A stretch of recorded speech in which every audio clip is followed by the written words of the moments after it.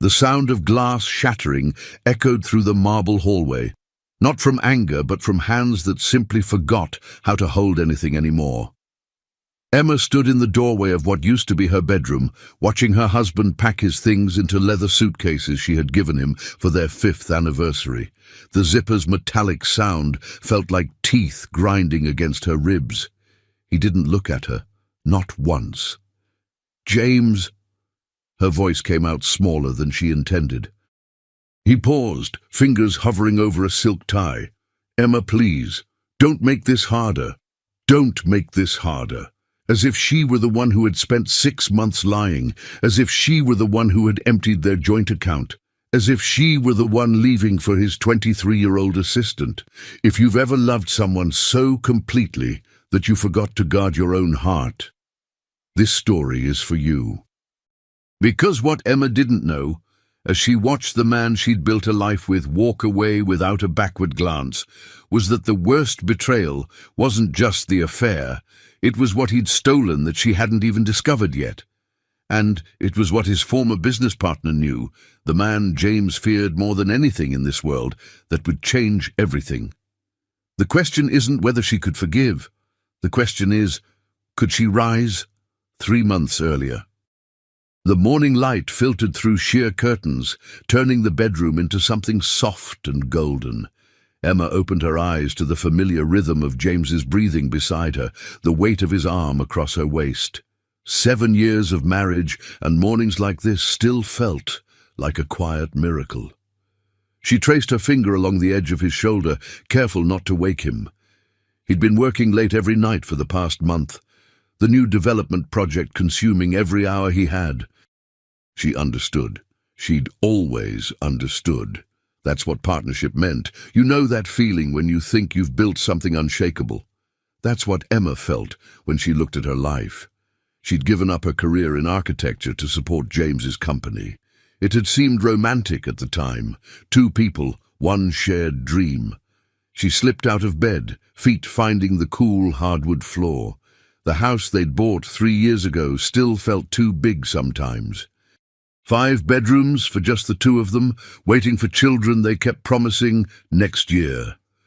In the kitchen, she started the coffee maker, the expensive Italian one James insisted they needed. The sound of percolating filled the silence.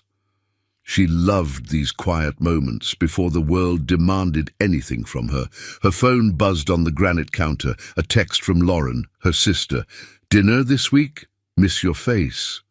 Emma smiled, typing back, "Thursday, I'll cook." She didn't know that would be the last normal text message she'd send for a very long time.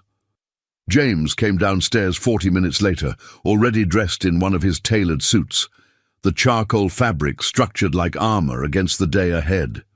He moved with purpose, grabbing his coffee, checking his phone, his mind already at the office. "Big day?" Emma asked, leaning against the counter.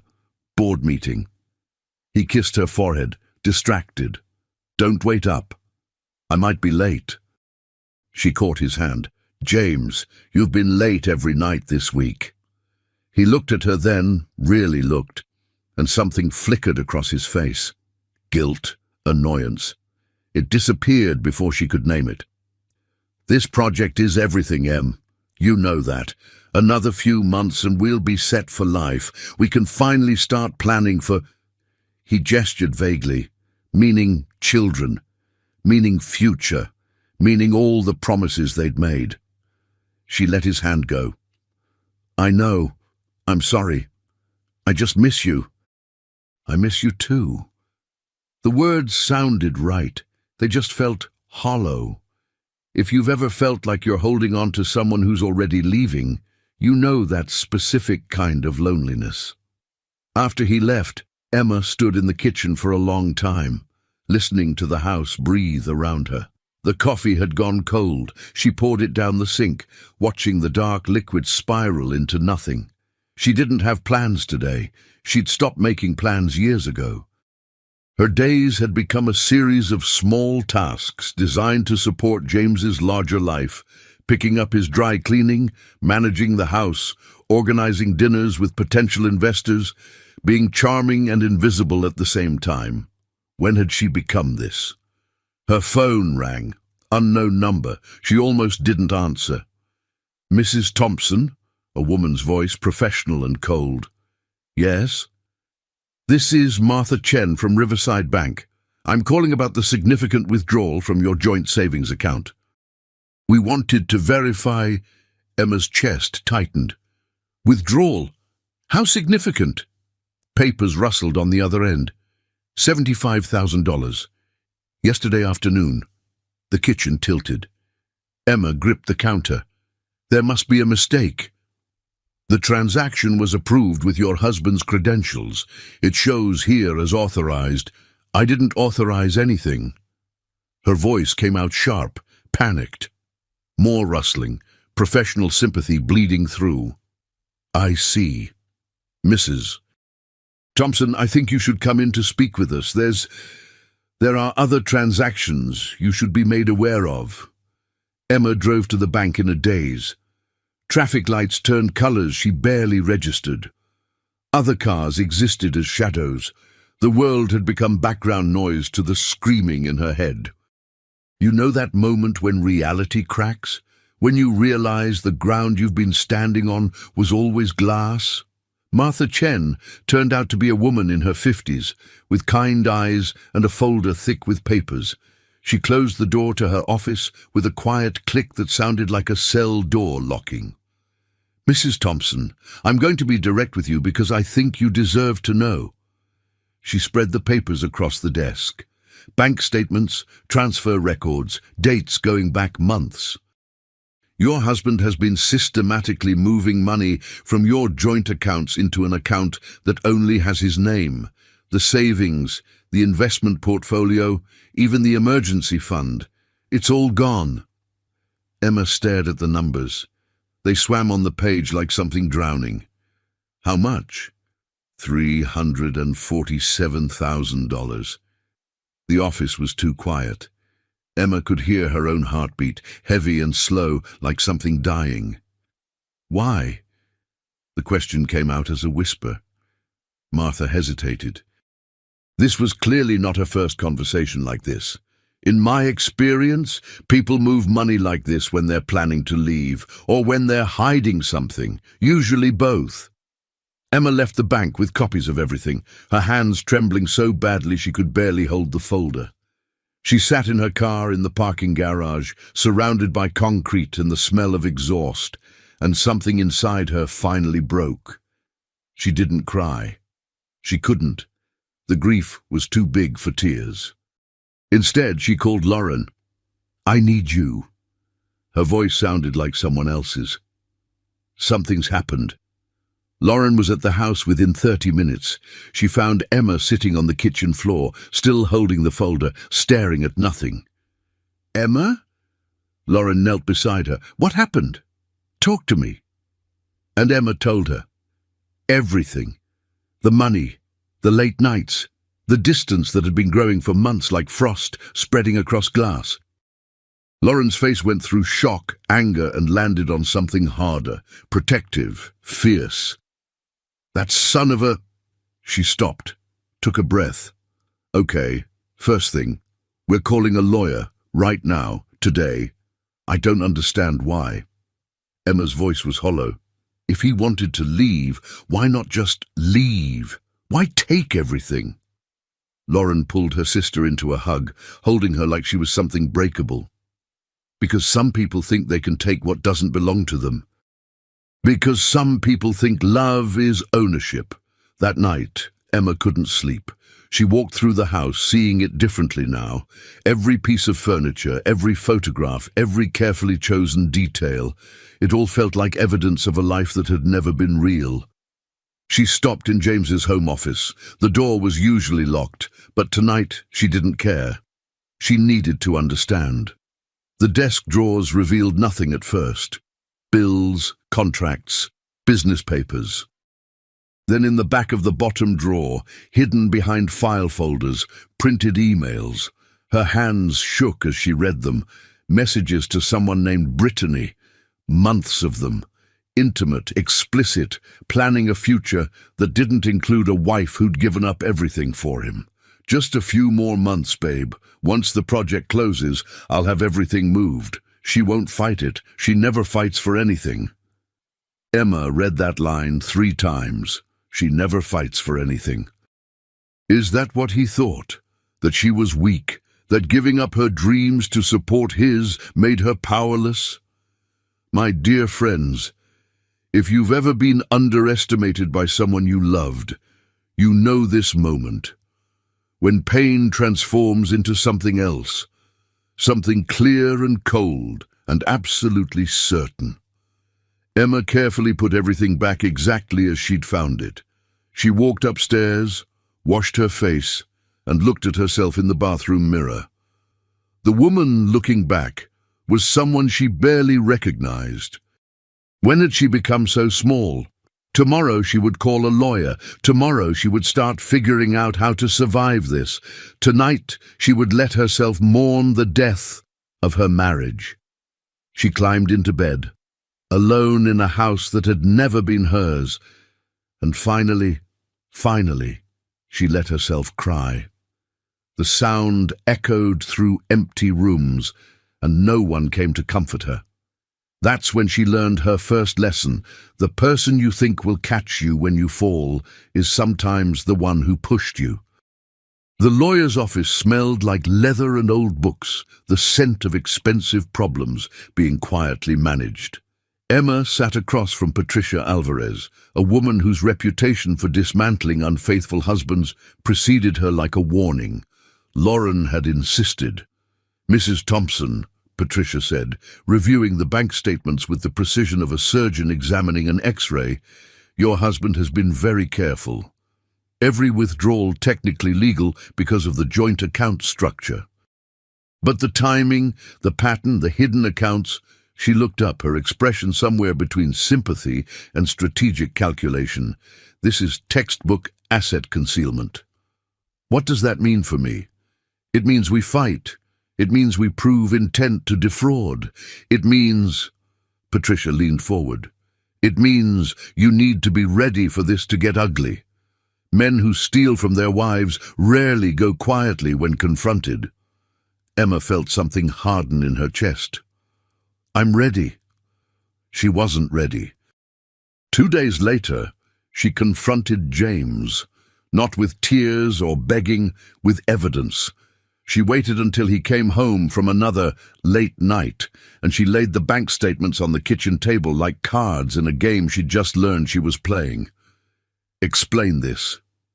James froze in the doorway, his face cycling through emotions too fast to track. Surprise, calculation, then shockingly, anger. You went through my accounts? Our accounts, the ones you emptied. If your heart is as tender as mine, dear friends, hold steady. This part cuts deep. He didn't deny it. That's what hurt most. He just stood there, loosening his tie like the truth was something choking him. It's complicated. Complicated. Emma's voice rose despite herself. You stole $300,000 from us. From me. I gave up everything for you. I never asked you to do that. The words exploded out of him. You chose to quit your job. You chose to make yourself dependent. That's not on me. The kitchen went silent except for the hum of the refrigerator, a sound that suddenly seemed unbearably loud. I did it to support your dream. No, Emma. You did it because you were afraid of failing at your own. His face twisted into something cruel. You think I don't know? You used me as an excuse to stop trying. Sometimes the cruelest thing about betrayal is how the betrayer rewrites history, how they make your sacrifices sound like your failures. Emma felt something crack inside her, not her heart, that was already broken. This was deeper. This was the foundation of who she thought she was. Get out. Her voice was steady now, eerily calm. Pack your things and get out of my house. Your house? James laughed, a sound like glass grinding. Emma, you haven't worked in 6 years. You have no income, no savings, because yes, I moved the money. And you know why? Because I built that money, my company, my work, our marriage. A piece of paper that you'll soon realize isn't worth much. He grabbed his keys from the counter. My lawyer will contact you. I'm giving you 2 weeks to find somewhere else to live. This house is in my name too, and you can't afford to keep it. He walked out. The door closed with a quiet click that sounded like an ending. Emma stood in the kitchen, his kitchen apparently, and felt the full weight of her situation settle onto her shoulders. No job, no savings, no home. She was 34 years old, and she had nothing. The next morning, Lauren arrived to find Emma still sitting at the kitchen table, documents spread around her like evidence of a crime scene. "Did you sleep?" "No." Lauren sat down, taking her sister's cold hands. "Okay, we're going to get through this." Patricia said, "He's not fighting the divorce." Emma's voice was hollow. "He's offering me $20,000 to sign quickly and walk away." $20,000, Lauren. From $347,000 he took from our shared life. Then we fight. We take him to court. With what money? Patricia wants a $50,000 retainer for a contested divorce. I have $1,200 in my personal checking account. You know that moment when you realize you're trapped, when you see all the doors closing one by one. The call came that afternoon. Unknown number. Emma almost didn't answer, but something made her pick up. "Mrs. Thompson?" A man's voice, smooth and controlled. "My name is William Foster. I'm calling because I heard about your situation, and I believe we might be able to help each other." Emma's grip tightened on the phone. "Who is this?" "An old friend of your husband's. Well, perhaps friend is generous. We were business partners once, before James decided to dissolve our partnership in a rather spectacular fashion." A pause, weighted with meaning. "I understand he's treated you with similar regard." William Foster. Emma knew that name. James had mentioned him exactly once, years ago, and his face had gone dark with something like fear. "The man who almost destroyed me," James had said. "What do you want?" "To meet. To talk. There's a cafe on 5th and Morrison. Anderson's. Tomorrow, 2 o'clock. I think you'll find it worth your time." He hung up before she could respond. Lauren was adamant. "You can't meet this man. You don't know anything about him. I know James is terrified of him." "Exactly. Which means he has power, James doesn't." Emma looked at her sister, and for the first time in days, there was something other than defeat in her eyes. "I have nothing left to lose, Lauren. Nothing. Maybe this man can tell me something that will help." That night, Emma did something she hadn't done in years. She Googled William Foster. The results were extensive. Forbes articles, business journals, society page photographs from charity galas. William Foster wasn't just wealthy. He was formidable. Real estate empire, technology investments, reputation for ruthless business acumen tempered with surprising philanthropy. And photographs. Always impeccably dressed, always alone at events, always with eyes that seemed to see through cameras into something deeper. The articles about the dissolved partnership with James were harder to find, buried in business journals from 8 years ago. The language was vague. Irreconcilable differences, divergent visions, mutual decision to part ways. But one blog post from a journalist who'd since deleted their site told a different story. Sources close to the partnership suggest Thompson used Foster's proprietary designs without credit, then forced him out of their joint company through legal maneuvering that bordered on fraud. Foster chose not to fight publicly, but insiders say he's never forgotten. Emma read that 3 times. James had stolen from William Foster too. She closed her laptop and stared at her reflection in the darkened screen. Sometimes God closes every door except the one you're afraid to walk through. Sometimes that's the point. The next day, Emma dressed carefully. Not for beauty, but for dignity. A structured dress that felt like armor, hair pulled back, minimal jewelry. She wanted to look like someone who couldn't be broken, even if she felt like she was held together with wire. Anderson's Cafe was the kind of place where power lunches happened quietly. Dark wood, leather booths, soft lighting that made everyone look like they had secrets worth keeping. William Foster stood when she approached. He was taller than she'd expected from photographs, with silver threading through dark hair and eyes that assessed her with unsettling directness. "Mrs. Thompson, thank you for coming." His handshake was firm, brief. He gestured to the booth, waiting until she sat before taking his own seat, old-fashioned manners that felt foreign in the modern world. "I'll be direct," he said, once coffee had been poured by a discreet waitress. "I know what James did to you. I know about the money, the affair, the way he's trying to force you into accepting pennies on the dollar for years of your life." Emma's hands tightened around her cup. "How?" "I make it my business to know things about James Thompson. He took something from me once. I've been waiting a long time for the right moment to return the favor. And I'm that moment?" "You could be." He leaned back, studying her. "Your husband is on the verge of closing the biggest development deal of his career. $300 million. It requires spotless reputation, perfect credit, and absolute trust from his investors. So imagine if his investors discovered he'd been systematically defrauding his own wife. Imagine if they learned about the affair, the hidden accounts, the pattern of deception. Imagine if someone filed a very public, very detailed lawsuit that revealed every ugly truth." Emma felt something cold settle in her stomach. "You want me to destroy him?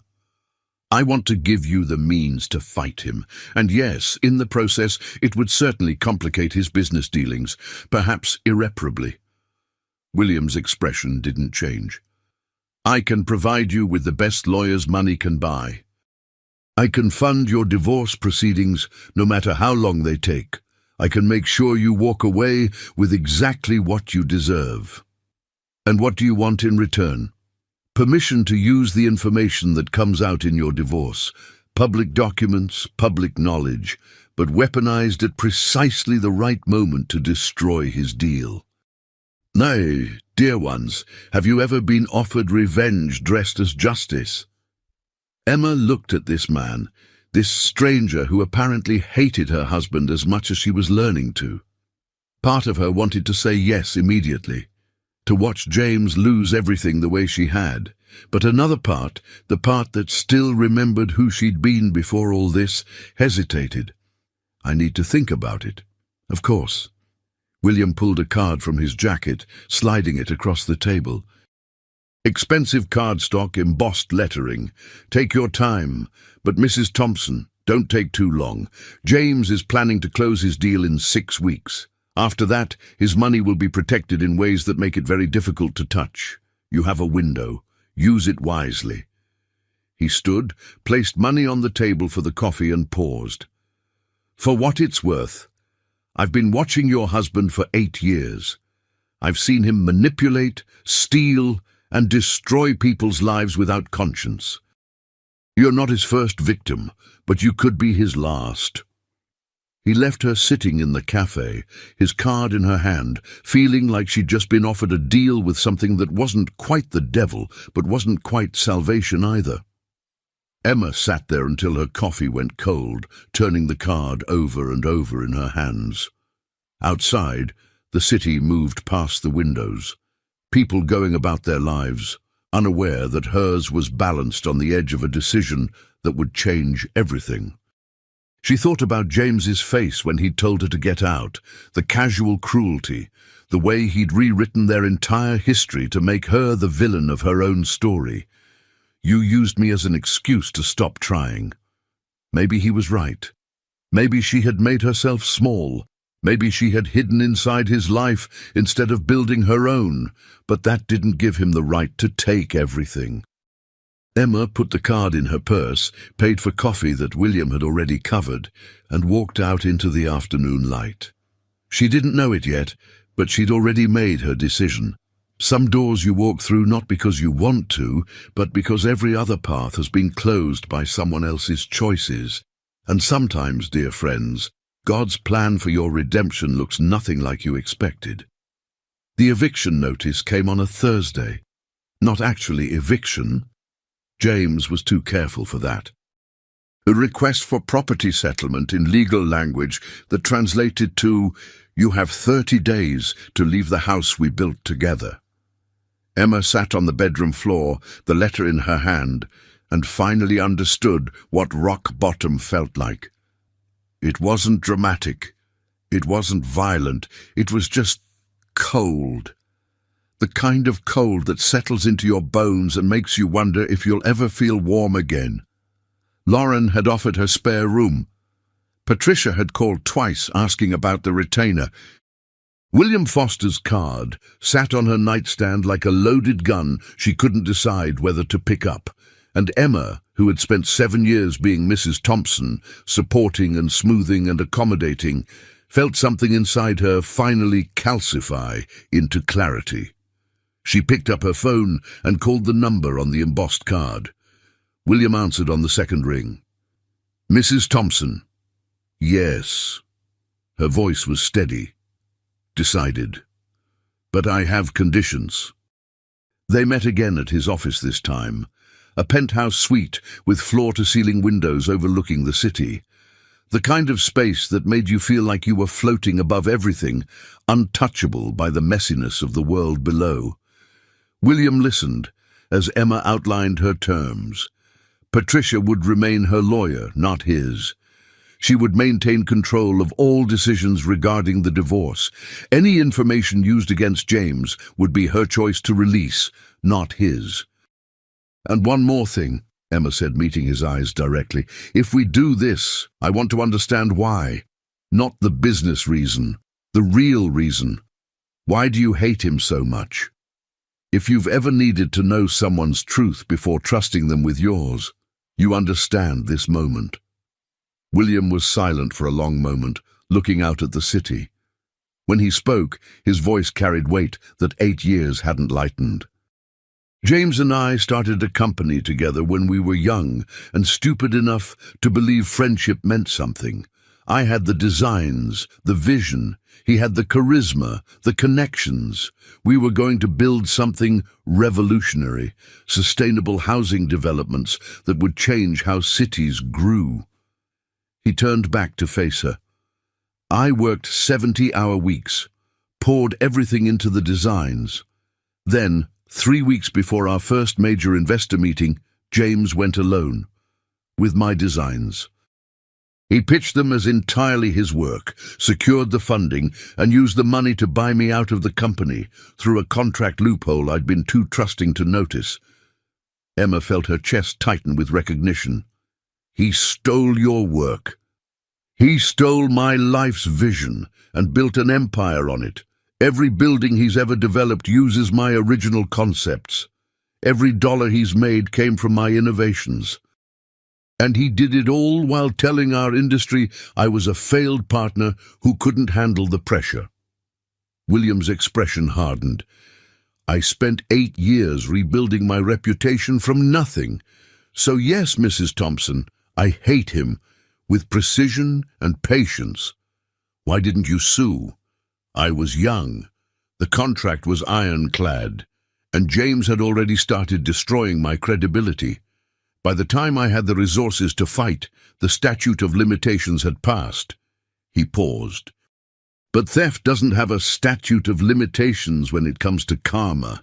It just requires patience." Emma understood. She was looking at her own future. 8 years of rebuilding, of watching the person who'd destroyed you prosper, while you clawed your way back to zero. "I won't be a weapon for your revenge," she said quietly. "But I will fight for what's mine, if that damages James's deal in the process." I can live with that. That's all I'm asking." William gestured to a folder on his desk. "Patricia has already been contacted. Your retainer is handled. We're filing a comprehensive petition tomorrow. Asset disclosure, fraud investigation, the works. It will be public record." "He'll be furious." "Good." William's smile was cold. Fury makes people sloppy. Emma picked up the folder, feeling its weight. Inside were documents that would rip her marriage apart in the most public way possible. Part of her mourned that. The part that still remembered loving James, or at least loving who she thought he was. But another part, the part that was learning to be someone new, felt something else. Not revenge, not even satisfaction. Relief. The relief of finally fighting back. That night, Emma couldn't sleep. She walked through the house she'd soon be leaving, touching walls she'd painted, counters she'd chosen, spaces she'd filled with dreams of a future that was never going to happen. In James's office, she found herself standing in front of his awards and achievements, plaques and photographs documenting his rise. Businessman of the Year, innovative developer, community leader, all built on stolen designs and stolen money and stolen years of people's lives. She didn't destroy anything. She didn't need to. Tomorrow, the truth would do more damage than she ever could. Instead, she sat at his desk and pulled out a piece of paper. She wrote a letter she would never send. "James, I hope someday you understand what you took from me. Not the money, though that mattered. Not the house or the life we built. Though losing those breaks something in me. You took my trust, my years, my belief that loving someone completely was safe. I don't know if I'll ever forgive you for that, but I know I'll survive it, because you were wrong about me. I'm not weak. I just loved you more than I loved myself. That was my mistake. Not yours to exploit. Goodbye." She folded the letter and put it in her pocket. Tomorrow, Patricia would file papers that said everything this letter couldn't. Dear friends, have you ever reached that moment where grief transforms into decision? When you stop asking, "Why me?" and start asking, "What now?" The next morning, Emma woke to 17 missed calls. James, his lawyer. Numbers she didn't recognize. The divorce filing had gone public. Patricia called at 8 a.m., her voice carrying grim satisfaction. "It's done." And Emma? The press picked it up. Prominent developer faces fraud allegations in messy divorce. It's everywhere.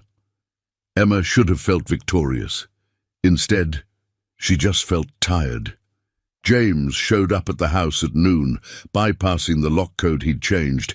She'd had the locks changed 3 days ago on William's advice. He was pounding on the door, shouting loud enough for neighbors to hear. "Emma, Emma, open this door!" She looked through the window and saw him, red-faced, furious, desperate. This was a James she'd never seen before, the mask completely off. Lauren was with her, having stayed over the night before. "Don't open it. Let him yell." But Emma felt something shift. She'd spent 7 years accommodating this man's emotions, managing his stress, smoothing his rough edges for the world. Not anymore. She opened the door, but left the security chain on. "Lower your voice or I'm calling the police." "You bitch." The word came out like a slap. "You think you can destroy me? Do you have any idea what you've done? My investors are pulling out. The bank is freezing my accounts pending investigation. You've ruined everything. I filed for divorce and requested asset disclosure. If that ruins you, maybe you shouldn't have stolen from your wife. I gave you everything. This house, this life. You gave me a prison made of pretty lies." Emma felt strangely calm. "And you gave yourself permission to take it all back whenever you wanted. I'm just asking for what was legally mine to begin with." James's face twisted. "This is about him, isn't it? William Foster. I heard he's funding this, you stupid woman, don't you see? He's using you to get to me, maybe, Or maybe we're using each other to get to the truth. There is no truth. There's just you being vindictive because I chose to leave an unhappy marriage. You stole $300,000, James. That's not leaving. That's robbery. Something in his expression changed, calculation replacing rage.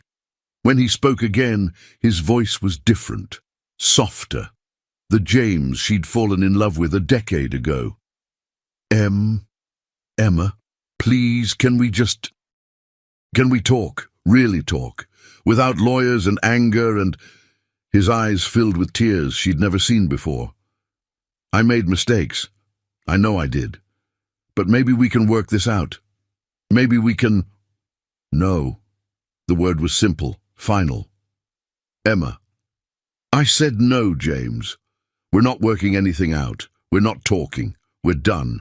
The only conversations we'll have from now on will be through lawyers. Now get off my property before I call the police. Sometimes the hardest word to say isn't goodbye. It's no. She closed the door on his protests, locked it, walked back to the kitchen where Lauren sat with wide eyes. Holy shit, Lauren breathed. That was terrifying. Emma's hands were shaking now, adrenaline catching up. Did I really just do that? You did. You really did. Lauren pulled her into a hug. I'm so proud of you. Emma let herself be held, feeling the tremors work through her body. She'd stood up to James. She'd said no. She'd drawn a line and held it. It felt like learning to breathe again after years underwater. That afternoon, William called. I saw the news. How are you holding up? Honestly, I don't know. Part of me feels strong. Part of me feels like I'm going to shatter. That's normal. You've just done something very brave. Or very stupid. Sometimes they're the same thing. A pause. Emma. May I call you Emma? Yes. Would you have dinner with me? Not business, just dinner. You've been through hell this week. You shouldn't have to eat alone. Emma hesitated. This felt like crossing a line from business arrangement into something else. Something undefined. But she was so tired of eating alone, so tired of being alone in her fear. Okay, but somewhere quiet. I can't handle cameras right now. I know just the place.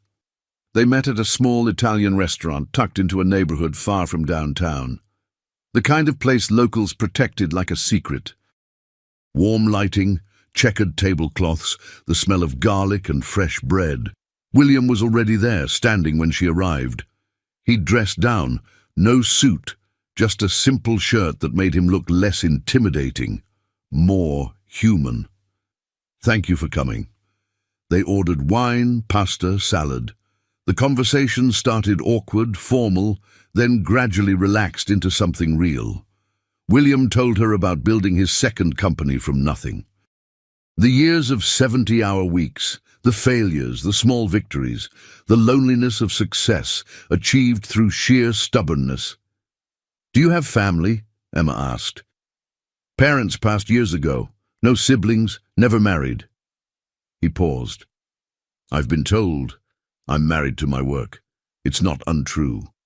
That sounds lonely. It is, but it's safe. No one can take from you what you never give them access to. Emma understood that. She was learning it. What about you? William asked. What did you dream of? Before James, before all this? No one had asked her that in years. I wanted to be an architect, not buildings exactly, spaces. I wanted to create places where people felt held, safe, like they could finally breathe. She smiled sadly. I designed a community center for my thesis, won an award, got job offers. Then I met James and everything else felt less important than supporting him. Do you regret it? She thought about that, really thought. I regret making myself disappear. I don't regret loving him. Even knowing how it ended, I don't regret that I was capable of that kind of love. Does that make sense? Perfect sense. William's eyes held something soft. That's the difference between you and him. You're capable of real love. He's only capable of possession. They talked until the restaurant started emptying, until the candles on tables burned low and the waitstaff began stacking chairs. Walking Emma to her car, William said, "I know this started as business, my revenge tangled up with your justice, but Emma, I hope when this is over we might be friends, real ones, not just allies in mutual destruction." He laughed. "Yes, that." Emma looked at this man who'd been a stranger 2 weeks ago, who'd offered her a weapon at her lowest moment, who'd sat across from her tonight and talked about loneliness and dreams like they mattered. "I'd like that," she said, "the friends part." Driving home through empty streets, Emma felt something she hadn't felt in months. Hope, not for James, not for her marriage, not even for winning the divorce. Hope that maybe she could survive this, that maybe there was a version of her life on the other side of this pain that was worth living. And sometimes, dear ones, God's redemption doesn't come through fixing what broke. It comes through showing you what's possible when you stop trying to hold broken things together. 3 months. That's how long it took for Emma's life to become unrecognizable. She moved out of the house in early autumn, when the trees were starting to turn and the air carried that specific sharpness that meant endings. Lauren helped her pack, sorting through 7 years into boxes labeled keep, donate, evidence for lawyers. Most of it ended up in the donate pile. "Are you sure?" Lauren asked, holding up a photo album from the honeymoon. "These are your memories. They're proof I survived something." Emma took the album, studied the faces of 2 people who'd believed in forever. "But I don't need to keep carrying them." She found a small apartment across town. Nothing like the house. 2 bedrooms, basic kitchen, a balcony barely big enough for a chair and a plant. But the lease was in her name alone. The locks answered to her keys. The space was hers. For the first week, she barely had furniture. A mattress on the floor. A card table with 1 chair. Boxes she was too tired to unpack. She'd sit on that balcony as the sun set, drinking tea from a chipped mug, and feel something she hadn't felt in years. Peace, not happiness, not yet. But the deep, bone-settling relief of not having to manage anyone else's emotions. Not having to wonder when the next betrayal would come. Just quiet. Dear friends, if you've ever had to rebuild your life from nothing, you know this strange grief-joy. The pain of loss mixed with the freedom of starting over. The divorce proceedings became brutal quickly. James fought everything. Every asset, every receipt, every year of their marriage became evidence in a war neither of them was winning. Patricia called Emma weekly with updates. "He's claiming you had an affair. No evidence, just accusations. He's trying to argue the money was his separate property because he earned it. He's requesting you pay his legal fees because you initiated the divorce." Each new development felt like being cut. Small slices, death by 1,000 legal maneuvers. But Emma didn't break. She couldn't afford to. William had been true to his word. The legal bills went to him. Patricia had unlimited resources to fight, and slowly, painfully slowly, the truth emerged. The forensic accountant they hired found everything. Hidden accounts, falsified documents, years of James moving money through shell corporations. The affair with Brittany turned out to be just the latest. There had been others. The personal trainer, the marketing consultant, the assistant before Brittany. "He's a serial cheater," Patricia said bluntly, "and he's stupid about hiding it. Every hotel stay charged to business accounts, every gift purchased with joint credit cards. Emma, we have him." But victory didn't feel like Emma thought it would. It just felt heavy. She started seeing a therapist in October, Dr. Sarah Chen, recommended by Lauren, who specialized in trauma and rebuilding. "I don't know who I am anymore," Emma said in their first session. For 7 years, I was James's wife. Now I'm... What? A victim? A divorcee? Someone to pity? You're Emma. Dr. Chen's voice was gentle. Who was Emma before James? Emma tried to remember. The girl who'd stayed up all night drawing building plans, who'd believed she could create spaces that healed people, who'd had dreams bigger than just supporting someone else's. I think I forgot her, Emma whispered. Then maybe it's time to meet her again. Dr. Chen gave her homework. Spend 1 hour a day on something that had nothing to do with the divorce, James, or defining herself through pain. Something just for her. Emma didn't know what that was anymore. She tried reading but couldn't focus. Tried cooking, but eating alone felt too sad. Tried TV, but every show seemed to be about betrayal or divorce or people moving on while she felt stuck. Then, one afternoon, she found herself in an art supply store.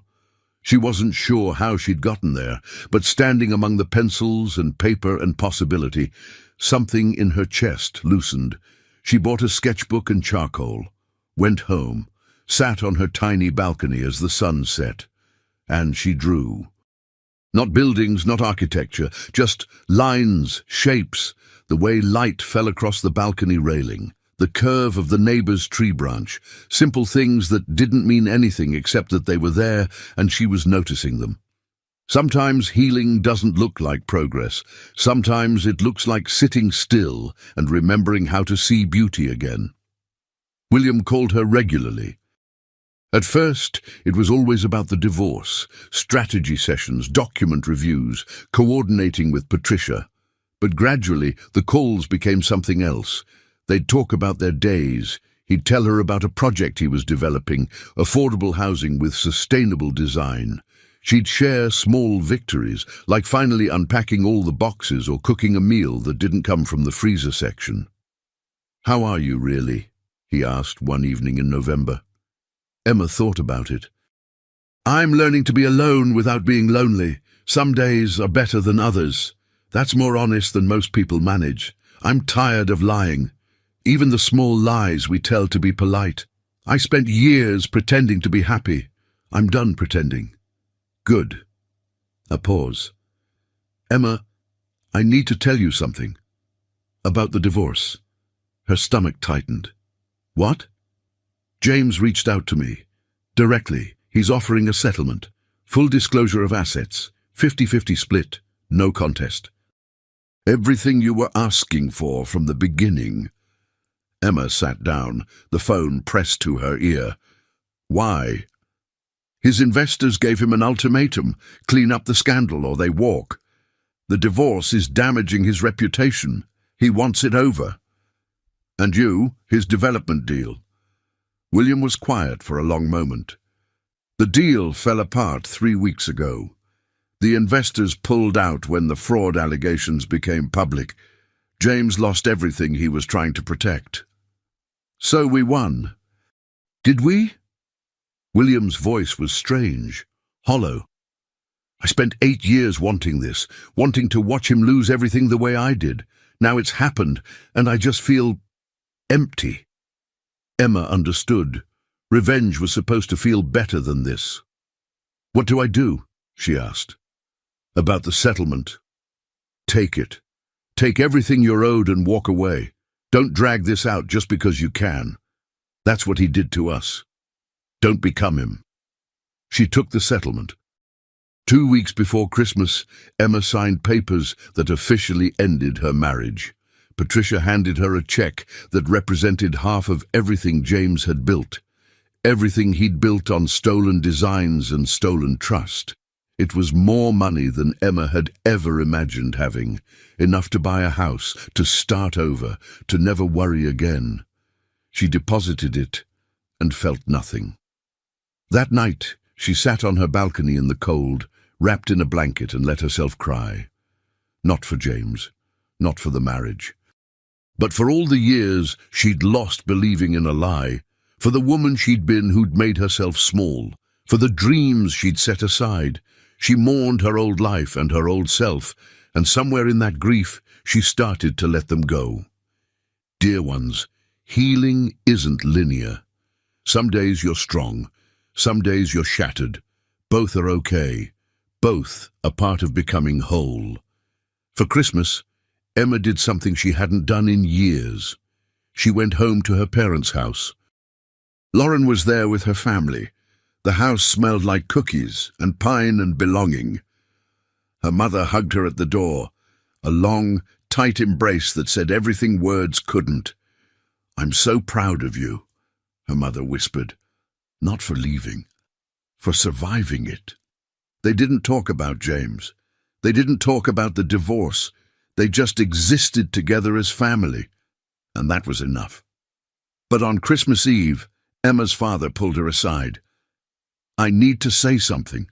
I never liked him. James. Never thought he was good enough for you. Dad, let me finish. I didn't say anything because you seemed happy, or I thought you did. And I didn't want to be the father who couldn't let go of his daughter." He took her hands. "But Emma, you were always meant for more than being someone's support staff. You had vision, talent, dreams. I hope you remember that now." Emma's throat tightened. "I'm trying to." "Good. Because the world needs what you can create. Don't let him take that too."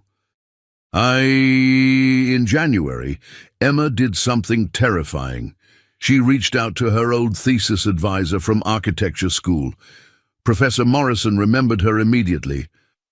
"Emma, I've wondered what happened to you. You just disappeared after graduation." "I got married, lost myself for a while, but I'm back now, and I want to know, is it too late to try again?" There was a smile in Professor Morrison's voice. "It's never too late to remember who you are. Come see me. Let's talk." They met at the university. Walking through the architecture building felt like stepping into a previous life.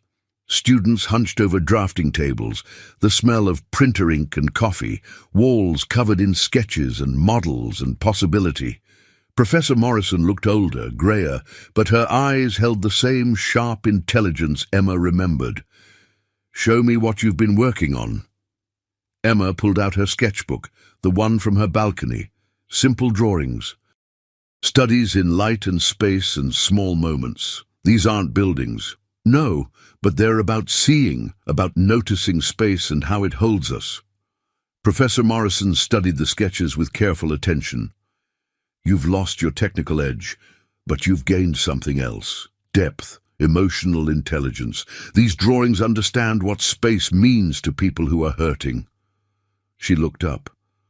"I'm teaching a continuing education course this spring. Advanced design for professionals coming back to the field.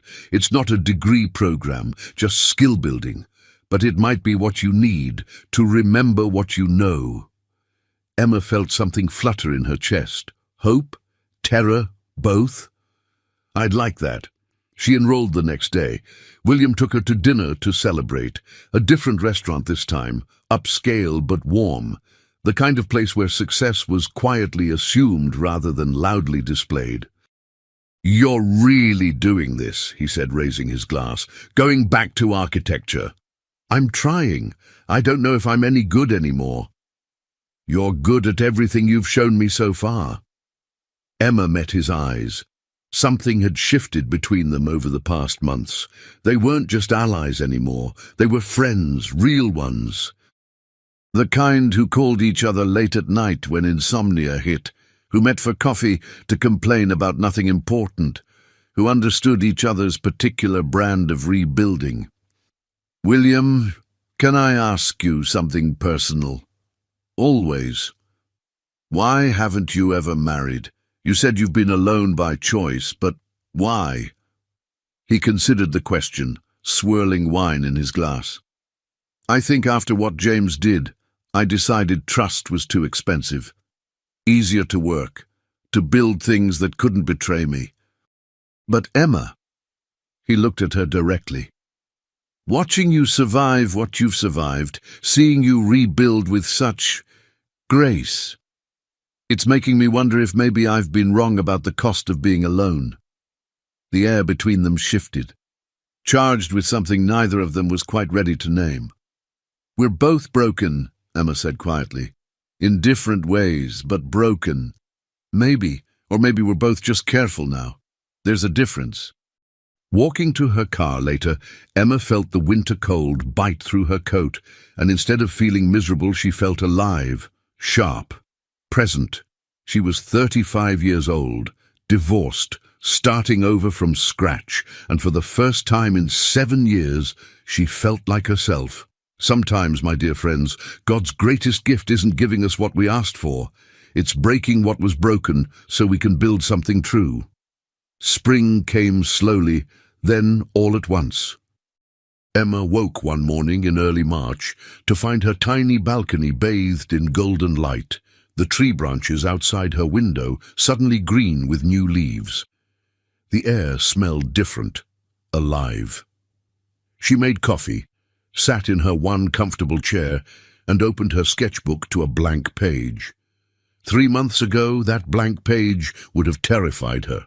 The pressure to create something perfect, something worthy, something that proved she wasn't wasted potential. Now she just drew. A coffee cup. Morning light, through leaves, small, true things. Professor Morrison's class had started in February, and Emma had approached it with equal parts excitement and dread. She'd been the oldest student there by 5 years, surrounded by ambitious professionals who'd kept their skills sharp, while she'd spent years managing someone else's life. The first assignment had been brutal: design a community space that addressed a specific social need. Emma had stared at the blank drafting paper for hours, paralyzed by the fear of being bad at the thing she'd once loved. Then she'd remembered Dr. Chen's words. "Start where you are, not where you used to be, or where you think you should be. Just here. Now." So Emma had designed something simple, a shelter for people leaving abusive relationships. Small residential units clustered around a shared courtyard, private enough for safety, connected enough to not feel alone. Spaces designed to help people remember they were human, not just survivors. She'd presented it to the class with shaking hands, certain it was too simple, too emotional, not technical enough. Professor Morrison had studied it for a long time. This is what architecture should be, not showing off, serving, healing. She'd looked at Emma with something like pride. Welcome back. Those 2 words had meant everything. Dear friends, sometimes coming home to yourself isn't dramatic. It's just the quiet recognition that you belong in your own life again. William called her one evening in mid-March. "I have a proposition for you, a real one this time, not revenge adjacent." "I'm listening." "I'm developing a project, sustainable mixed-income housing complex. I need an architect who understands what it means to create space for people who are rebuilding their lives. Someone who's lived it, not just studied it." Emma's heart stuttered. "William, I'm not offering charity. I'm offering a job. Contract work, fair market rate, full creative control over the residential design. I have engineers and project managers. I need someone who can make these buildings feel like home, not just shelter. I'm not certified yet. I'd need to work under a licensed architect. Already handled. I've partnered with Morrison's firm. She'll supervise, you'll design. Emma, I've seen your work from class. I've watched you rebuild yourself with the same careful attention you give to creating spaces. I trust you with this." Trust. Such a small word for such a massive gift. "Yes," Emma said, and it felt like jumping off a cliff. "Yes, I'll do it." They met at the project site a week later. 10 acres of empty land on the edge of the city, close enough to jobs and schools, but far enough from downtown to be affordable. Emma stood in the middle of it, feeling wind that smelled like possibility, and saw it. Not just buildings, but a community. Spaces that understood what it meant to start over.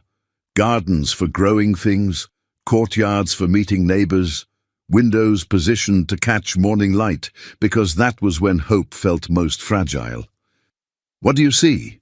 William asked, standing beside her. "Home," Emma said simply. "I see home for people who forgot what that felt like." They worked on the project for 3 months, Emma at her drafting table late into the night, William reviewing designs and offering feedback that was always challenging but never diminishing. Sometimes they'd meet for coffee to discuss details, stairwell width, natural lighting, the importance of private outdoor space, but often they'd just talk about rebuilding, about trust, about what it meant to create something meaningful after loss. One evening in May, after a particularly long design session, William said, "I need to confess something." Emma looked up from her drawings, pencil still in hand. "What?" "When I first contacted you, I told myself it was about destroying James's deal, getting revenge for what he'd stolen from me, and that was true, but Emma—" He paused, choosing words carefully. "It stopped being about that pretty quickly.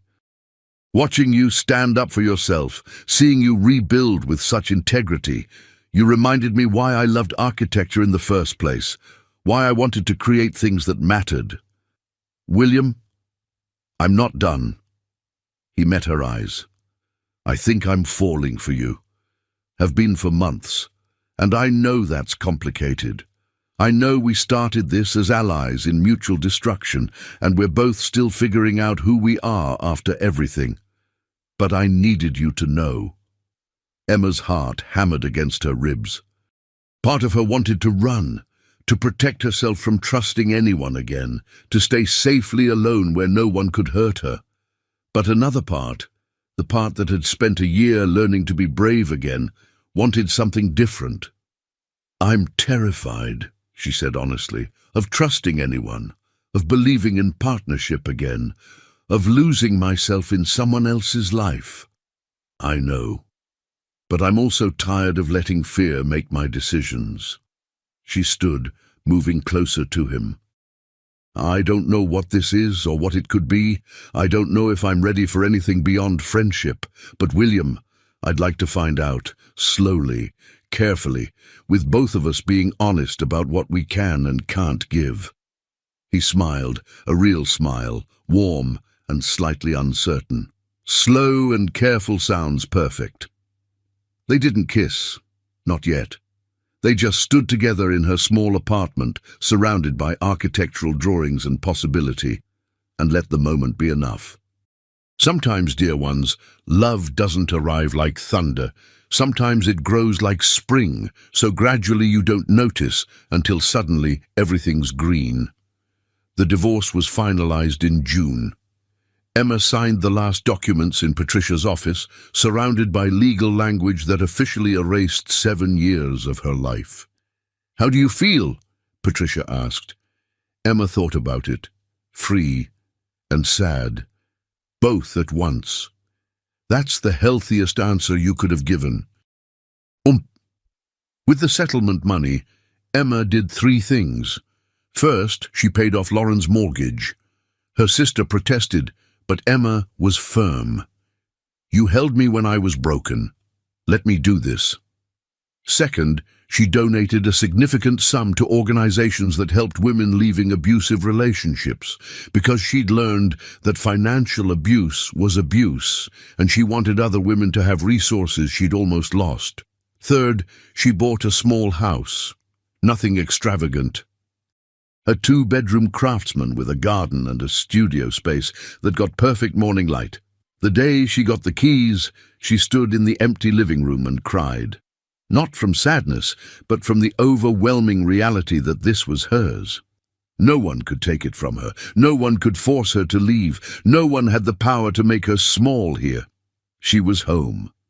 William helped her move in, along with Lauren and her family. They spent the day carrying boxes, assembling furniture, arguing about where to hang pictures. "You should put your designs on the walls," William suggested. "The ones from Morrison's class. They're just student work. They're yours. They're beautiful. They deserve to be seen." So Emma framed them, her shelter design, her community center sketches, the small drawings from her balcony of light and space and careful observation. Looking at them hanging on her walls, she saw not just designs, but evidence. Evidence that she'd survived, that she'd rebuilt, that she was becoming someone she could be proud of. One evening in late June, Emma received an unexpected email from James. She stared at his name in her inbox for a long time before opening it. "Emma, I know I'm probably the last person you want to hear from, and I know I don't deserve any response. But I needed to say this, even if you never read it. I'm sorry. Not for leaving. We both know the marriage was over, but for how I left, for the cruelty, for making you think you were less than you are.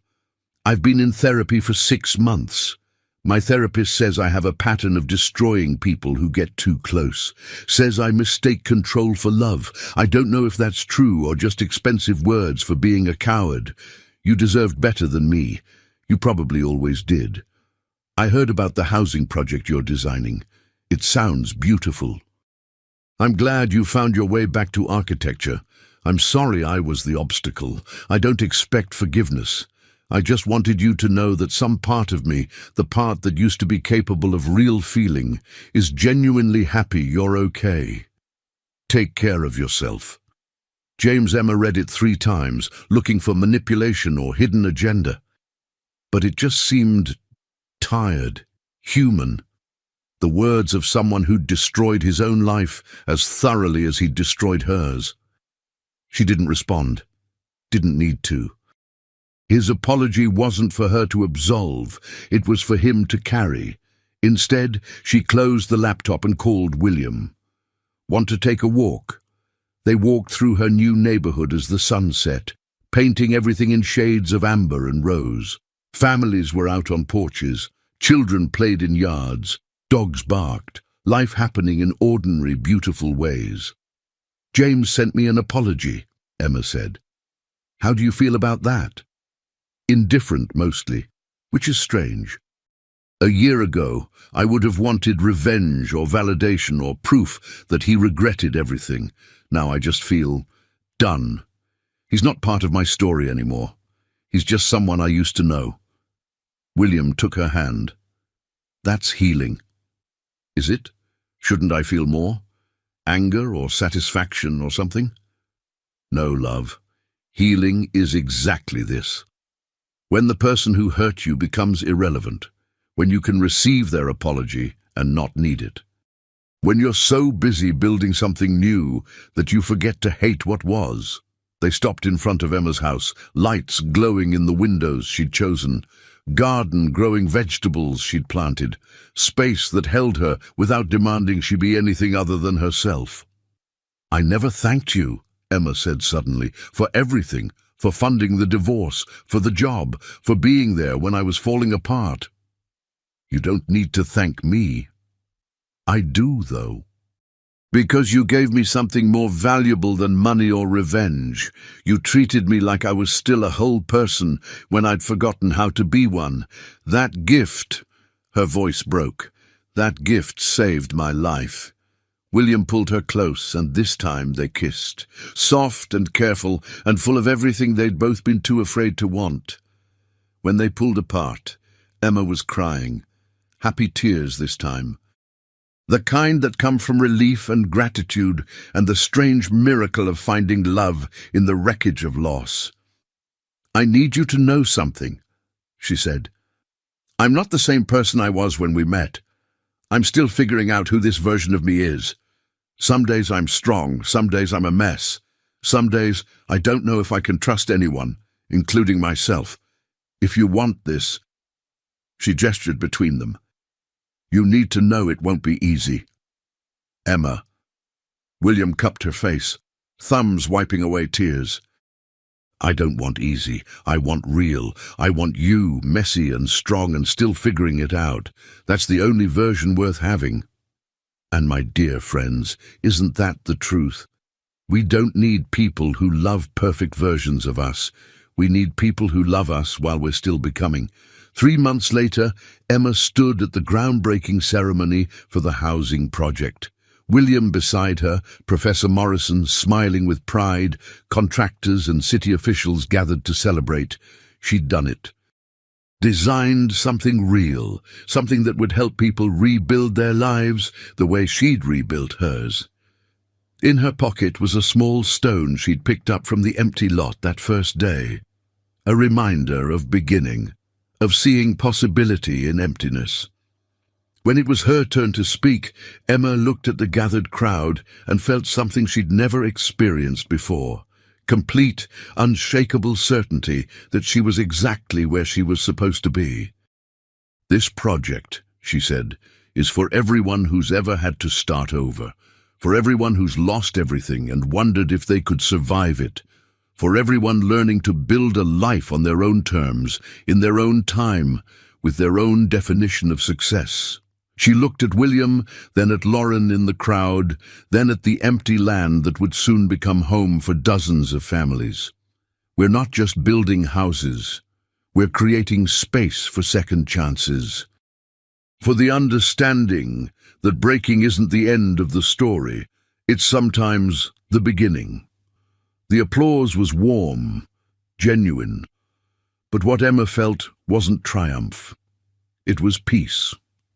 That night, sitting on her porch with William, watching fireflies dance in the garden, Emma thought about the woman she'd been a year ago, broken on a kitchen floor, wondering if she'd ever feel whole again. She'd survived, more than survived. She'd become someone new, someone stronger and softer at once. Someone who understood that love wasn't about making yourself small.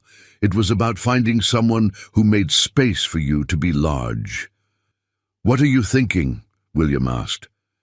"That I'm grateful for all of it, even the pain, because it taught me who I am when everything else is stripped away." "And who's that?" Emma smiled. "Someone worth knowing." Final reflection. No woman returns from betrayal unchanged. The pain alters the eyes, shifts the ground beneath the feet, rewrites the definition of trust. But here's what I've learned, my dear family of listeners who've walked this journey with me. Healing isn't about going back to who you were. It's about discovering who you're becoming. Strength isn't about never breaking. It's about rebuilding with more careful hands and more honest vision. Love isn't about finding someone to complete you. It's about becoming complete enough to choose partnership from wholeness, not from need. And faith, true faith, isn't about believing everything happens for a reason. It's about believing you have the strength to give it one. Emma's story doesn't end with revenge on James or a fairy tale marriage to William. It ends with her, standing in a space she created, living a life she chose, knowing, finally, beautifully knowing her own worth. That's the victory, not over him. Over the voice that said she couldn't survive without him. If you're reading this while your own world is crumbling, hold on. The path through grief is long and messy and sometimes unbearable. But on the other side is a version of yourself you haven't met yet. Someone who survived, someone who grew. And that person, dear one, that person is going to be magnificent.